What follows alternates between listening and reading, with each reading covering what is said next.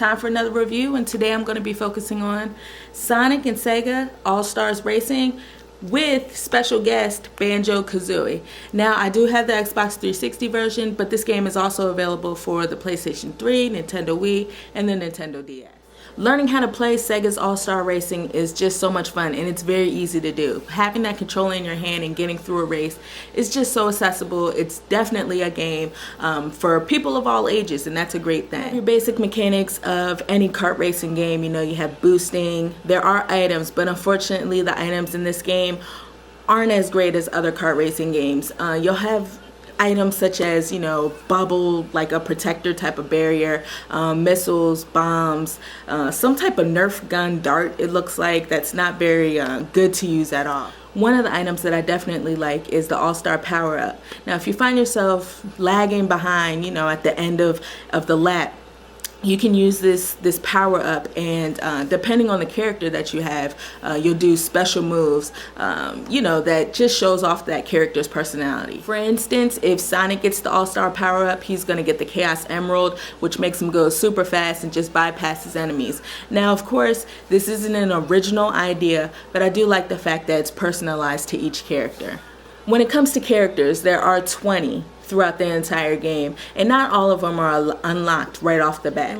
Unfortunately, there are a lot of Sonic characters in there. You have Sonic, Knuckles, Amy, Biggs the Cat, just too many for my liking. And don't get me wrong, I'm a Sonic fan, but it would have been great to see some other type of characters from Sega franchises thrown in there as well. There are some really cool characters in the game though. Beat from Jet Grind Radio, Alex the Kid, just so many. I mean, and some of them are really old. You'll have two characters from House of the Dead.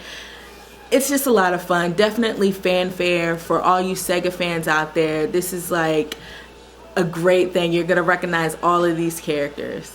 The Xbox 360 version also lets you use your own avatar. One thing that I really do like about this game are, of course, the racetracks, the courses. They're awesome. You'll have levels dedicated to Samba de Amigo or Billy Hatcher or all types of Sega games. I think it's really, really nice that, they took levels from some of our favorite games and incorporated them throughout the racetracks. When you're not doing a single race or racing for a cup to win a cup, you can do time trials, and not only do you race against your own time, try to beat that, but you can race against other people's time around the world if you're connected to the internet. There's also missions that you can do, and there are a lot of those, and they're a lot of fun. Some of the missions include things like trying to collect a certain number of coins or breaking pots. Basically, the whole point of the missions is to get a good standing so that you can gain more Sega points. Now, every time you're done with a mission, you gain Sega points. You will gain Sega points when you complete a race, when you're online, no matter what it is. You gain these points, and you can basically use these points to buy different characters. The characters that aren't unlocked, you can unlock those by buying them with the Sega points. You can also buy a lot of courses, so you'll have more of a variety to drive through, and also music. Music in this game is great. It's definitely dedicated to all of the Sega games out there. There's music from Samba de Amigo, which is personally one of my favorite. There is also online multiplayer, which is a lot of fun, but unfortunately it's just racing against your friends or anyone really. It would have been so much better if you could just, do more things online, as far as maybe, doing missions with your friends or going and trying to complete a cup with your friends. That would have been a lot of fun.